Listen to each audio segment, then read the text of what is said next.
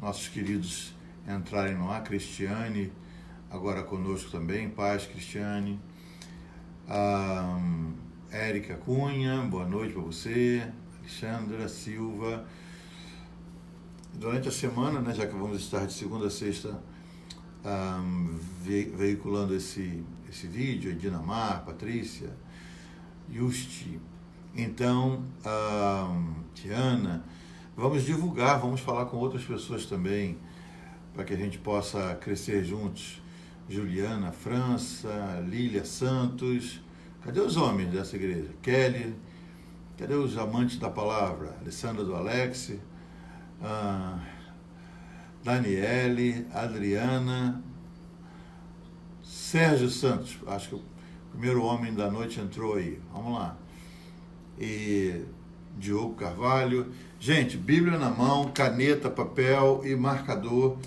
Você precisa ter uma Bíblia onde você faz marcações, onde você destaca coisas que te falaram alto ao coração, verdades que o Senhor quis destacar para ministrar a você. Então, temos bastante gente conosco já. Renato, Rodrigo. Vamos abrir a Bíblia, né? Nós estamos no livro de Atos. Vamos começar, deixa eu orar com vocês. Senhor, nós estamos iniciando um novo livro, é a Tua Palavra. E eu louvo por cada um desses sedentos amantes da Palavra que estão sintonizando agora, Senhor, para que possamos juntos mergulhar no livro de Atos, que é a história da Tua Igreja, a nossa história, os atos do Espírito Santo. Ajuda-nos a crescer na Tua presença, Pai, em nome de Jesus. Amém, amém. Vamos lá, gente, livro de Atos, não é? E talvez hoje a gente dure um pouquinho mais do que 10 minutos, porque é uma introdução, mas Atos é o primeiro livro depois dos evangelhos, os 4 evangelhos escritos por 4 pessoas diferentes, para 4 públicos diferentes, mas todos falando sobre a mesma coisa, a história de Jesus. E o livro de Atos, ele foi escrito por alguém que participou dos evangelhos, o médico Lucas. Ele escreveu o Evangelho de Jesus segundo São Lucas, e ele agora está escrevendo uma nova história, não a história de Jesus, mas ele está escrevendo a história da igreja que Jesus fundou. Então, Lucas tem uma linguagem muito interessante, nos detalhes médicos ele sempre fala com mais propriedade, e ele faz uma trajetória muito deliciosa para que a gente possa curtir como a igreja começou, a igreja do primeiro século, o início da igreja do Senhor, a qual pertencemos. Então, a história da igreja começa aqui e a gente hoje vai ficar só no capítulo 1, não é? O livro foi escrito por Lucas, parece que é escrito por Paulo ou por Pedro, que são os dois principais personagens, mas na realidade foi escrito por Lucas, que era um acompanhante de Paulo, alguém que seguia Paulo, e sempre que ele coloca o verbo na primeira pessoa do plural, ele diz viajamos assim, então deixando Troade, ele está falando dele estar na companhia de mais alguém, de Paulo e mais alguns companheiros. Mas é Lucas que está escrevendo, e ele escreve para um amigo chamado Teófilo. Não se sabe muito sobre Teófilo, mas entende-se que Teófilo provavelmente era um oficial romano de alta patente, porque quando ele começa Lucas, ele fala, Lucas, falou-se muita coisa a respeito de tudo que está acontecendo, cumprimento das profecias que foram ditas no passado, e excelentíssimo Teófilo, ele chama Teófilo com essa a distinção, ele diz excelentíssimo Teófilo, e essa era uma expressão naquela época usada para se referir a oficiais romanos, principalmente os de patente mais elevada. E é tudo que nós sabemos. Teófilo é um nome que significa amigo de Deus, né? É um nome bem interessante, mas ele agora está escrevendo um segundo livro endereçado ao mesmo destinatário. Ele está dizendo, Teófilo, assim como eu escrevi, vamos lá ver os primeiros versículos para que a gente possa acompanhar. Ele diz, escrevi o primeiro livro, Teófilo, relatando todas as coisas que Jesus começou a fazer e a ensinar. O primeiro foi aquele. Até o dia em que, depois de haver dado mandamentos por intermédio do Espírito Santo aos apóstolos que escolhera, ele foi elevado às alturas. A estes também, a esses apóstolos, depois de ter padecido, se apresentou vivo. Depois que Jesus foi crucificado, ele ressuscita, se apresenta vivo, com muitas provas incontestáveis. Ele quer mostrar para o Teófilo que o que ele está contando já passou pelo crivo e foi aprovado. Provas incontestáveis, aparecendo-lhes durante 40 dias e falando das coisas concernentes ao reino de Deus. Então, ele reafirma para Teófilo que nesse segundo texto que ele está enviando, ele está falando de coisas reais a respeito do mesmo Jesus, mas agora a respeito da igreja que o Senhor estabeleceu através dos seus discípulos. E comendo com eles, falando ainda de Jesus, determinou-lhes que não se ausentassem de Jerusalém, mas que esperassem a promessa do Pai, a qual disse ele, de mim ouvistes.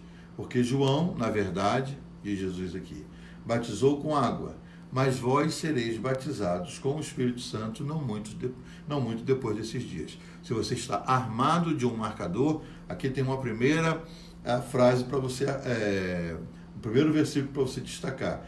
O Senhor está falando, João, na verdade, batizou com água. Todos os apóstolos de Jesus foram batizados com água, seguindo o batismo de João. Mas vós sereis batizados com o Espírito Santo não muito depois desses dias. O Senhor não está falando de um batismo novo para substituir o batismo em águas. Ele está falando que aquele batismo de João, que era o batismo com águas, agora seria, como é que eu vou dizer? Daria continuidade à vida dos apóstolos, mais um novo batismo eles receberiam, que era o batismo com o Espírito Santo. Por que eu estou frisando isso? Porque algumas pessoas, às vezes por não acreditar no batismo com o Espírito Santo, querem linkar o batismo com o Espírito Santo com o batismo em águas e dizem, não, é quando você é batizado nas águas, o Espírito Santo te batiza.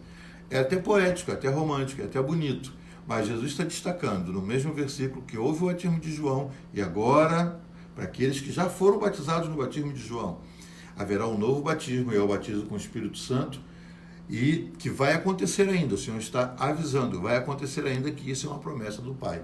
Então, há dois batismos, o batismo em água, que é uma decisão que você toma, você crê em Jesus e você quer se batizar, mostrando publicamente sua fé nele, então você se batiza. E o batismo com o Espírito Santo não é algo que você decide fazer, você deseja e o Espírito Santo enche você, por isso que é chamado batismo com o Espírito Santo. A gente vai falar sobre isso mais tarde, porque vamos ter textos que facilitam. O Jeff chegando com a gente também. Aí a segunda sessão do capítulo fala da ascensão de Jesus. Ele está falando isso tudo, aqui ainda é Teófilo explicando, o Lucas explicando para o Teófilo. Então os que estavam reunidos lhe perguntaram, Senhor, será esse o tempo em que restaures o reino de Israel? O Senhor está falando de algumas coisas que estão para vir.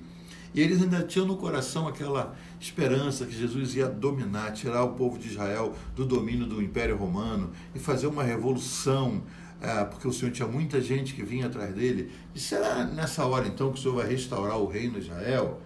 E Jesus responde, não vos compete conhecer tempos ou épocas. Está aí uma expressão para você sublinhar, tempos ou épocas, que o Pai reservou pela sua exclusiva autoridade. Jesus está falando, gente, não gastem seu tempo se preocupando com tempos ou épocas. Vai ser agora, a volta de Jesus já aconteceu, está vindo, estamos no meio, a grande tribulação é antes da vinda, é no meio ou é depois. Jesus estava dizendo, é importante que vocês saibam a respeito do que virá.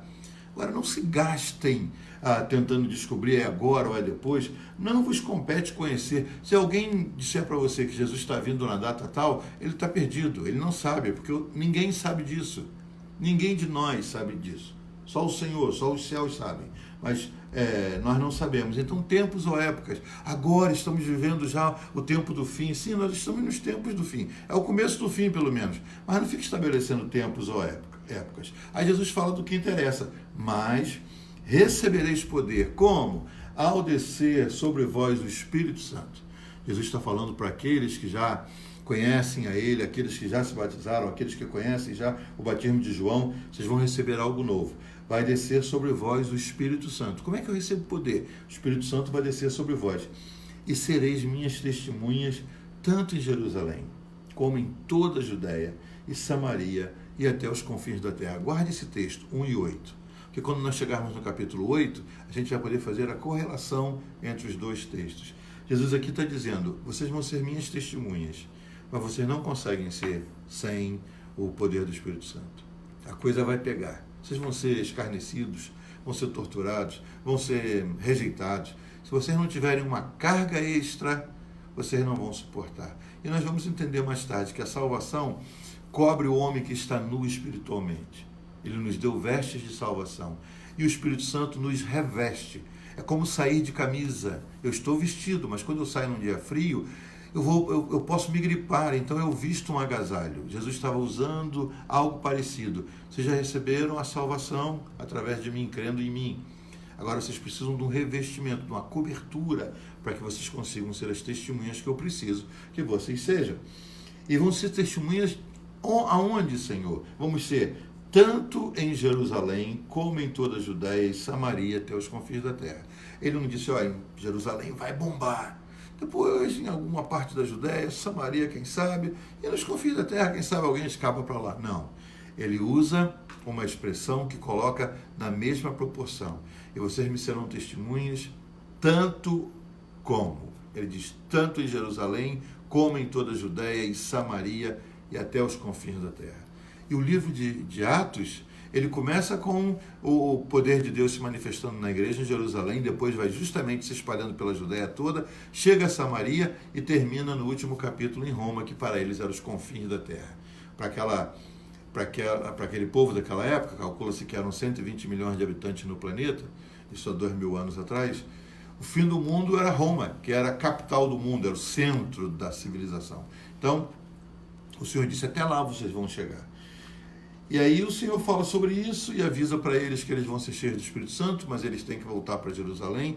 E o Senhor se despede, e eles ficam olhando, o Senhor sobe, uma nuvem o oculta, e eles sobem e ficam olhando para o céu, procurando como se ver Jesus uma última vez. Quando estão olhando, 2 anjos descem, e vestidos de branco, e já pousam do lado deles, e diz, varões galileus, que estão olhando para cima? E diz, esse Jesus que vocês viram subir, já está no céu. Para quem tem corpo glorificado, o céu é perto, gente. Ele diz, esse Jesus que dentre vós foi assunto, já foi recebido no céu. E aí vem a terceira sessão do capítulo, que são os discípulos em Jerusalém. Deixa eu acelerar, porque não quero tardar muito nessa primeira sessão, nesse primeiro capítulo. Então voltaram para Jerusalém, eles obedecem. Não entenderam muito bem. Você não tem que entender muito bem o que Jesus manda. Tem que obedecer. Às vezes você lê a Bíblia e eu não entendi muito. Obedece que você ganha. Eles obedeceram, voltaram para Jerusalém, diz o verso 12.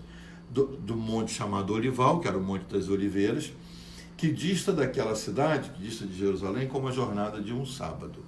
Essa é uma expressão interessante para você grifar aí, para você destacar. Jornada de um sábado era uma maneira que os rabinos se expressavam para permitir o que uma pessoa podia andar no dia de sábado. O dia de sábado era considerado sagrado, ainda é para os judeus. Você não pode se esforçar, não pode fazer nenhuma tarefa, não pode trabalhar. E o máximo que você poderia andar no dia de sábado era uma caminhada aí de 900 a 1.000 metros, no máximo 1 quilômetro. E era a distância que eles tinham para percorrer, e assim eles foram. Quando entraram em Jerusalém, foram para o cenáculo, o segundo andar. Eu tive o privilégio de conhecer o segundo andar de uma casa, e ali estavam reunidos Pedro, João, Tiago, André, Filipe, Tomé, Bartolomeu, Mateus, Tiago, filho de Alfeu, Simão, o Zelote, e Judas, não o Judas que o traiu, não o Judas o traidor, o Iscariote, mas o Judas, filho de Tiago.